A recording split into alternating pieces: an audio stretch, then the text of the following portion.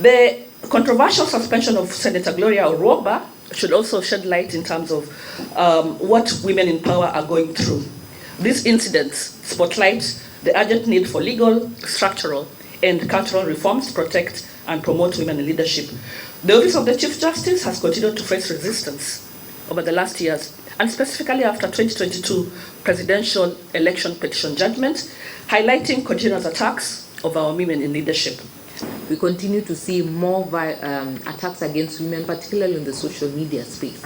And so my worry is, coming elections, will we continue to see or be quiet when we see women are being vilified, women are being used as sexual targets to ensure that they don't vie for various positions? And so it needs not just the voice of FIDA as an organization, but the voice of each and every one of you to make that impact. FIDA Kenya taught me that justice is not a privilege, but a right. The leadership is not about titles, but about service.